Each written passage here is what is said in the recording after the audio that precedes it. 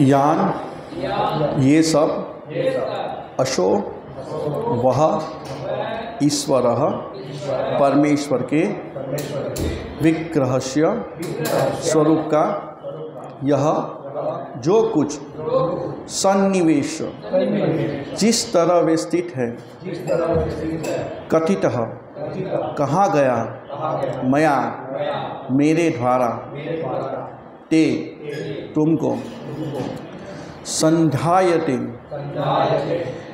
एकाग्र कर सकता है अस्मिन् इसमें वपुषि विराट रूप में स्थविष्ठे स्थूल में मनः मन स्वबुद्धया अपनी बुद्धि से न नहीं यतः उनसे परे असित है कंचित कुछ भी नहीं। अनुवाद जगत गुरु श्रील प्रभुपाद महाराज द्वारा। जगत गुरु श्रील प्रभुपाद की जय। इस प्रकार मैंने आपको भगवान के स्थूल भौतिक विराट रूप की अवधारणा का वर्णन किया। जो व्यक्ति सचमुच मुक्ति की इच्छा करता है वह भगवान के इस रूप पर अपने मन को एकाग्र करता है, क्योंकि भौतिक जगत में इससे अधिक कुछ भी नहीं है। तात्पर्य भगवद गीता 9.10 में पूर्ण पुरुषोत्तम भगवान ने स्पष्ट कहा है कि भौतिक प्रकृति तो उनकी आदेश वाहिनी का प्रतिनिधित्व मात्र है। वह भगवान की विभिन्न शक्तियों में से एक है और वह केवल उन्हीं के आदेश अनुसार कार्य करती है। परम दिव्य भगवान के रूप में भौतिक तत्व पर केवल दृष्टिपात करते हैं और इस तरह पदार्थ का विमोक्ष प्रारंभ होता है और परिणाम स्वरूप जो कार्य होता है वह क्रमशः 6 प्रकार के भेदों के रूप में प्रकट होता है। सारी भौतिक सृष्टि इसी प्रकार से गतिशील है और कालक्रम में यह प्रकट और लुप्त होती रहती है। जो अल्पज्ञ है वे भगवान श्री कृष्ण की उस अचिंत्य शक्ति की भावना को आत्मसात नहीं कर पाते जिसके द्वारा वे मनुष्य जैसे दिखते हैं। भगवद गीता 9.11 में इस संसार में हमारे ही जैसे रूप में उनका अवतरित होना भी पतित आत्माओं के पर उनकी अहेतुकी कृपा का फल है, जो समस्त भौतिक धारणाओं से ऊपर है, किंतु अपने शुद्ध भक्तों पर अपनी असीम कृपा के कारण वे अवतरित होते हैं और साक्षात भगवान के रूप में प्रकट होते हैं। भौतिकवादी चिंतक तथा वैज्ञानिक परमाणु शक्ति तथा ब्रह्मांड के रूप की विराटता में ही अधिक उलझे रहते हैं और वे इस जगत के आध्यात्मिक तात्विक सिद्धांत की अपेक्षा भौतिक प्रागट्य के घटनाओं से भरे ब्रह्मा बाह्य लक्षणों की अधिक मान्यता देते हैं। भगवान का दिव्य रूप ऐसे भौतिकवादी कार्यकलापों की सीमा से बाहर है और यह सोच पाना अत्यंत कठिन है कि भगवान एक ही साथ अंतर्यामी तथा सर्वव्यापी है, क्योंकि भौतिकवादी चिंतक तथा वैज्ञानिक हर बात को अपनी निजी अनुभव के आधार पर सोचते हैं। चूंकि वे भगवान के साकार रूप को स्वीकार करने में समर्थ नहीं हो पाते, अतः एवं भगवान स्वदयी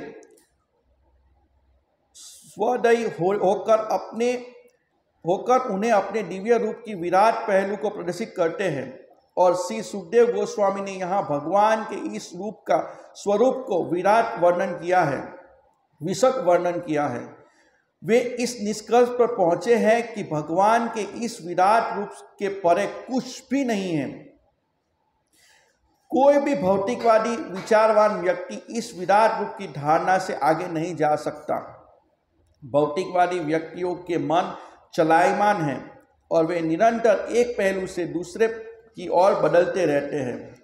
अतएव मनुष्य को यह सलाह दी जाती है कि वह उनके विराट शरीर के किसी एक अंग का चिंतन करे और केवल अपनी बुद्धि से ही भौतिक जगत की किसी भी अभिव्यक्ति का चिंतन कर सकता है, यथा जंगल, पहाड़, समुद्र, मनुष्य, पशु, देवता, पक्षी, प्राणी या अन्य कुछ।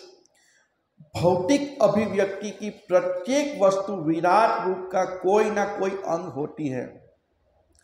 अतएव चंचल मन भगवान पर ही स्थित हो सकता है, अन्य किसी वस्तु पर नहीं। भगवान के शरीर के विभिन्न अंगों पर ध्यान केंद्रित करने की इस विधि से आसुरी ईश्वर विहीनता, निरीश्वरवादी धारणा को चुनौती क्रमशः क्षीण हो जाएगी और भगवान की भक्ति में क्रमशः विकास लाया जा सकेगा।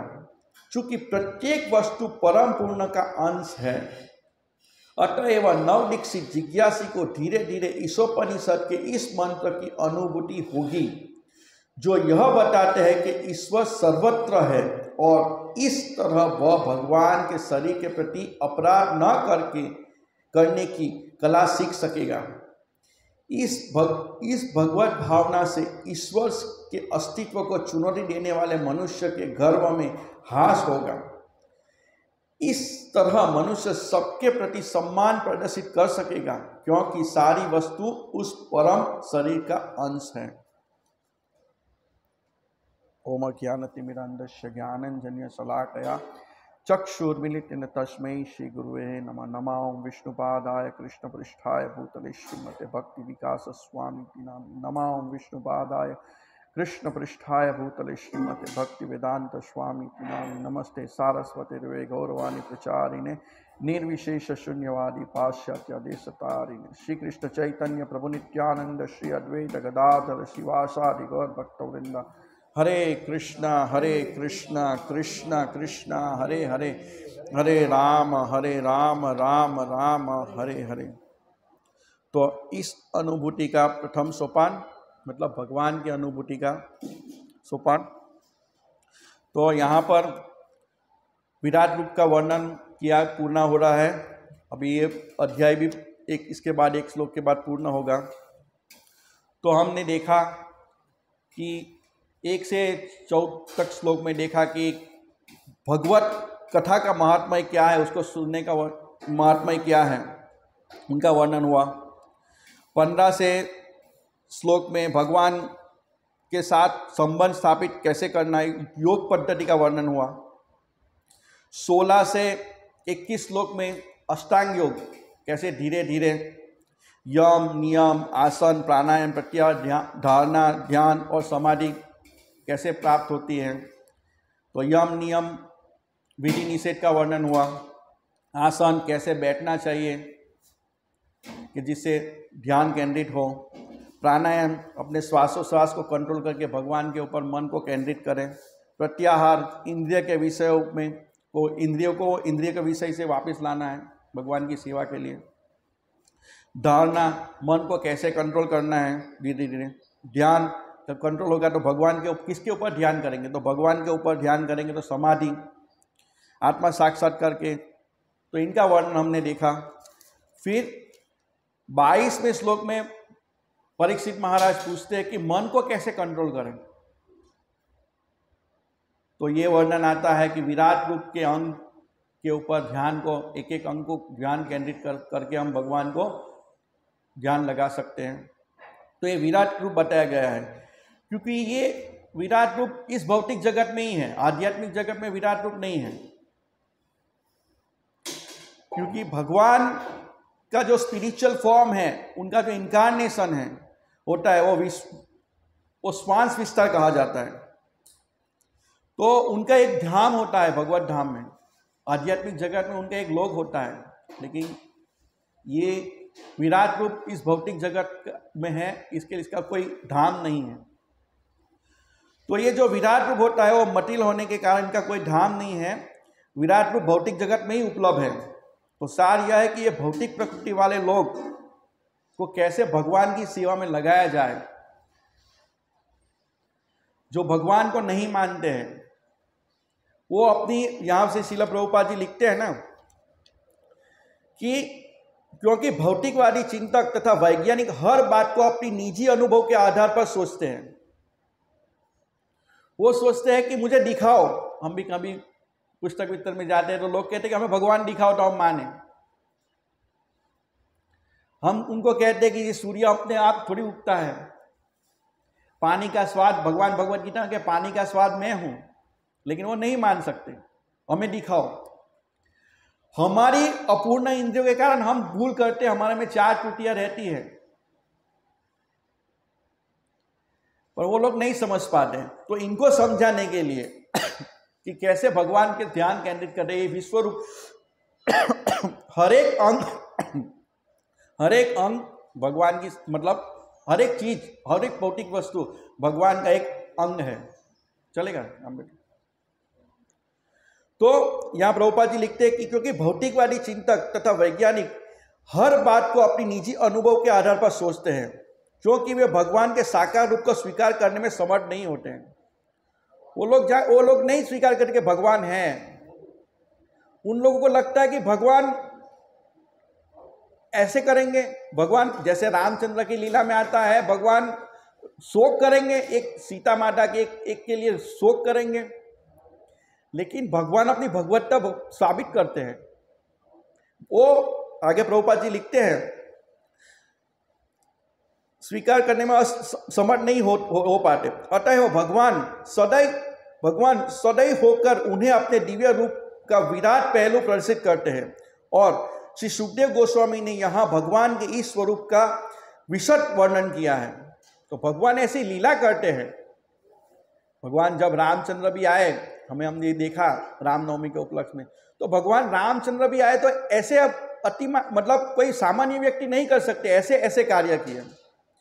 भौतिकवादी लोग सोचते हैं कि भगवान राम को ही वनवास में जाना पड़ा। कभी कभी हम पुस्तक वितरण में जाते हैं, कोई उस दिन कई लोग मुझे मिले, बोले भगवान को भी तो दुख कर्म का सिद्धांत लगता है, भगवान को भी कर्म के कारण वन में जाना पड़ा। लेकिन भगवान के जन्म और कर्म दोनों दिव्य है। भौतिकवादी लोग ये नहीं समझ पाते हैं। भगवान भगवत गीता के जन्मे कर्मे चमे दिव्यम, कि मेरे जन्म और कर्म दोनों दिव्य है। लेकिन कौन समझ सकता है? भक्त खाली समझ सकता है, अभक्त नहीं समझ पाते। इसीलिए वो लोग कहते हैं कि हमें प्रमाण दीजिए। सीता का हरण होगा, एक सीता माता के लिए इतना शोक करते हैं। ऐसा नहीं है कि मनुष्य मोहित हो जाते हैं, देवता भी मोहित हो जाते हैं। रामायण में वर्णन है कि पार्वती देवी भी भगवान राम से सामने गए। और कृष्ण लीला में तो कई बार आता है कि ब्रह्मा मोहित हो जाते हैं, शिव जी मोहित हो जाते हैं, इंद्र मोहित हो जाते हैं। तो भगवान कृपा करते हैं कि ये सब दिखाते हैं। इस तरह निष्कर्ष यह पहुंचता है कि भगवान इस विराट रूप के परे कुछ भी नहीं है। कोई भी भौतिकवादी विचारवान व्यक्ति इस विराट इस रूप की धारणा से आगे नहीं जा सकता। भौतिकवादी व्यक्ति को यही भौतिक जगत ही सब कुछ लगता है। उनको लगता है कि हम जो अपनी इंद्रियों से देखेंगे तब हम मानेंगे, उसके ऊपर हम नहीं मानेंगे, इसके ऊपर वो जा ही नहीं सकते। भौतिकवादी व्यक्ति के मन चलायमान है और वे निरंतर एक पहलू से दूसरे पहलू बदलते रहते हैं। चंचल ही मना, तो मन बहुत चंचल है, तो एक पे स्थिर नहीं हो पाते हैं। वो हमेशा सोचते रहते हैं कुछ ना कुछ ये करूं वो करूं। अतः मनुष्य को यह सलाह दी जाती है कि वह उनके विराट शरीर के किसी एक अंग पर चिंतन करें। तो मन को कंट्रोल करने के लिए भगवान के विराट रूप पे चिंतन करें कि हर एक वस्तु, हम जिस चीज को देखते हैं वो भगवान की सेवा के लिए है। ये माइक है तो भगवान की सेवा के लिए है, ये जो भी हमारे पास है वो सब भगवान की सेवा के लिए है, भगवान की संतुष्टि के लिए। हम ऐसा सोचना शुरू करेंगे तो धीरे धीरे हमें भगवान बुद्धि देंगे और हम समझ पाएंगे। और वो केवल अपनी ही बुद्धि से ही भौतिक जगत के किसी भी अभिव्यक्ति का चिंतन कर सकता है। तो प्रभुपाद यहाँ उदाहरण देते हैं कि यथा जंगल, पहाड़, समुद्र, हम सब देखते हैं, जंगल को देखते हैं, पहाड़ को देखते हैं। तो हम जंगल को देखते हैं तो झाड़ को देखते हैं, हम पहाड़ को देखते हैं, हमें समझना चाहिए कि ये भगवान की हड्डियां हैं। हम समुद्र को देखते कि इतना विशाल, ये भगवान की कितनी शक्ति है। मनुष्य, पशु, किसी पशु को देखते, किसी देवता को देखते हैं, प्राणी, पक्षी, अन्य सब कुछ भौतिक अभिव्यक्ति के प्रत्येक वस्तु विराट रूप का कोई ना कोई अंग होती है। तो इसीलिए ये विराट रूप दिखाया गया कि ये सब कुछ भगवान का है। अतएव चंचल मन भगवान पर ही स्थित हो सकता है, अन्य किसी वस्तु पर नहीं। तो मन कैसे संतुष्ट होगा? कोई बहुत योग ध्यान करने से नहीं, पर भगवान के रूप के चिंतन करने से मन कंट्रोल होगा। भगवान के शरीर के विभिन्न अंगों पर ध्यान केंद्रित करने की इस विधि से आसुरी विहीनता, इस निरीश्वरवादी धारणा को चुनौती क्रमशः क्षीण हो जाती है। तो जो लोग कहते हैं कि हम भगवान को दिखाओ, तो उनको बोलना चाहिए जो भगवत गीता में आया है कि पानी का स्वाद मैं हूँ, तो कोई पानी का स्वाद बना सकता है? कोई नहीं बना सकता। तो हमें ऐसे इसको चुनौती देनी चाहिए और उनको परास्त करना चाहिए। विशेष रूप से जब हम पुस्तक वितरण में जाते हैं तो कई प्रकार के लोग मिलते हैं, क्योंकि वो समझ नहीं पाते हैं। वो कहते हैं कि हमें दिखाओ। मूर्ख व्यक्ति होता है दिखाओ, क्योंकि भगवान को देखने के लिए भी योग्यता चाहिए। जैसे किसी प्राइम मिनिस्टर को मिलना है तो उनके लिए कुछ योग्यता चाहिए, तभी हम प्राइम मिनिस्टर को मिल सकते हैं, अन्यथा हम नहीं मिल सकते। उसी तरह कुछ योग्यता होनी चाहिए, तभी हम भगवान को देख सकते हैं। यदि हम उनको दिखा भी दे कि भगवान है, देखो यहाँ राधा श्याम सुंदर है विराजमान, लेकिन वो नहीं समझ पाएंगे। वो समझेंगे कि ये पत्थर की मूर्ति है या एक चित्र है। तो ऐसे नहीं होना चाहिए। एक बार एक बुक डिस्ट्रीब्यूटर था लंदन में, वो पुस्तक वितरण कर रहा था। तो एक व्यक्ति विदेश, दूसरे शहर से एक व्यक्ति वहां आया, तो बोले मुझे चार्ल्स प्रिंस से मिलना है, और वहाँ का जो राजा का पुत्र था प्रिंस और प्रिंसेस से मिलना है, डायना और प्रिंस को मिलना है। तो वो बुक डिस्ट्रीब्यूटर बोला चलो मैं ले चलता हूँ, हमारे घर के पास ही आइए। तो वो लेके मंदिर गया, इस्कॉन मंदिर में गया। वहाँ भगवान के दर्शन खुले थे। तो उनको बोला कि ये वास्तव में प्रिंस और प्रिंसेस हैं, ये राजा है और ये राजकुमारी है। तो पहले तो वो नहीं समझ पाया, लेकिन जैसे जैसे भक्तों का संग किया तो वो आज भक्त बन गया। तो हर चीज में भगवान को देखना चाहिए। तो हम समझ सकते हैं कि प्रत्येक वस्तु भगवान की है, भगवान के ही लिए उपयोग में आती है। तो धीरे धीरे ईशोपनिषद का इस मंत्र की अनुभूति होती है और यह बताते हैं कि ईश्वर सर्वत्र है। तो श्रीमद् भागवतम के 31 श्लोक में इसका प्रभुपाद जी बहुत अच्छा वर्णन करते हैं।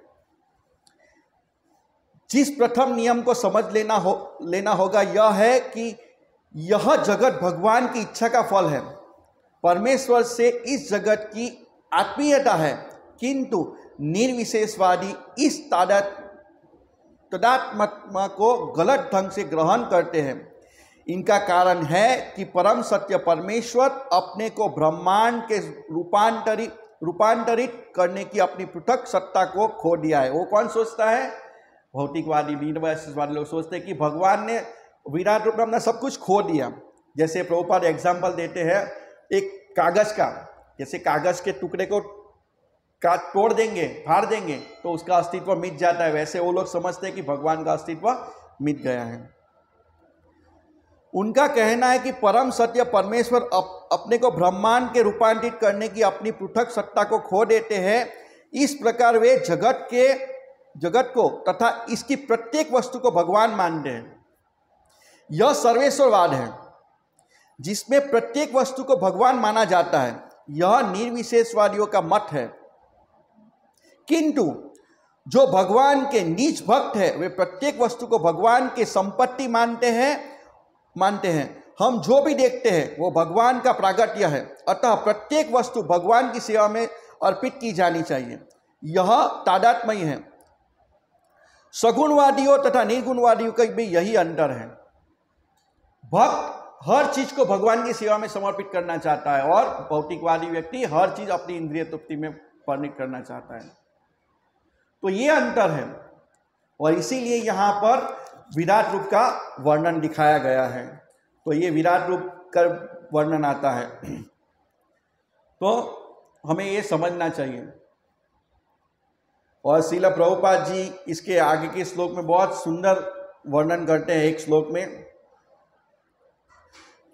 36वें श्लोक में, कि ये पूरे अध्याय का सार है। यह जीवन बद्ध जीवों के लिए अपनी सनातन इस चेतना को पुनः प्राप्त करने के लिए एक सुअवसर देता है, जिससे वह जीवन के उपदेश को पूरा कर सके। तो ये हमें ये मनुष्य जीवन मिला है ये भगवत प्राप्ति करने के लिए।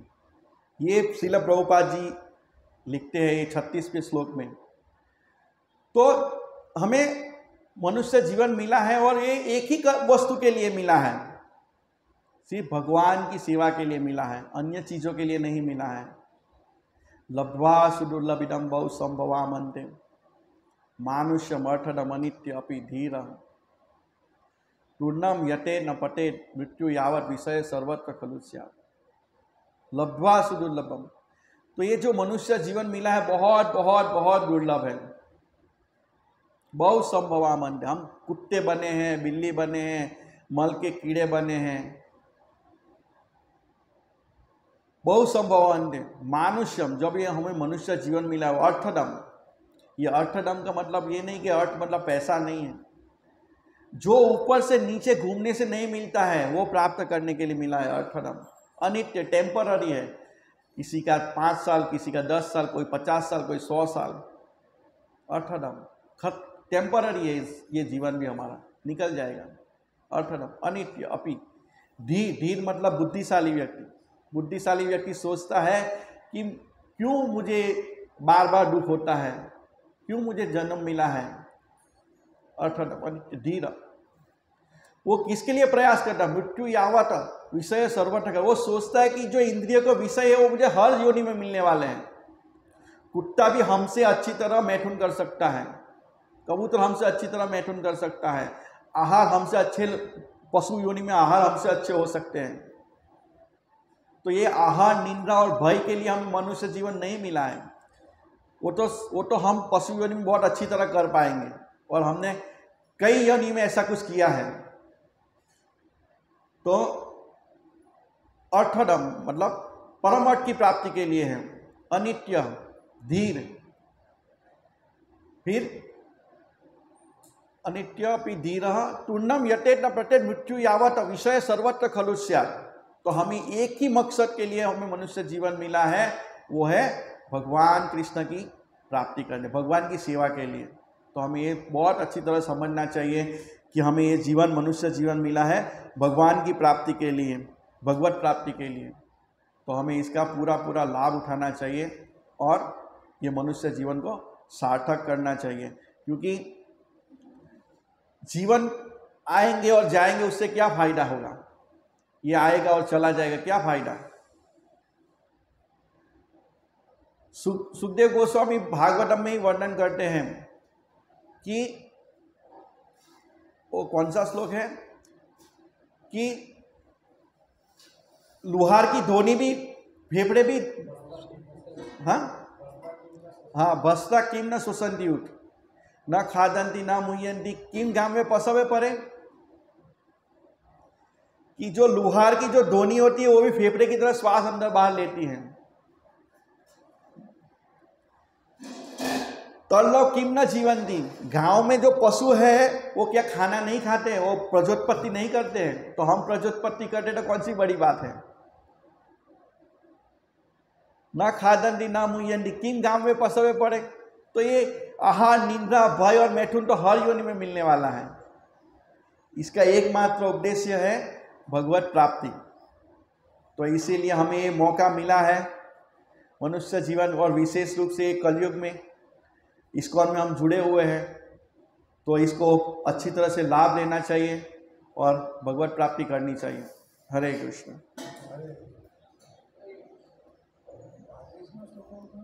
36वां श्लोक में, 36वां श्लोक में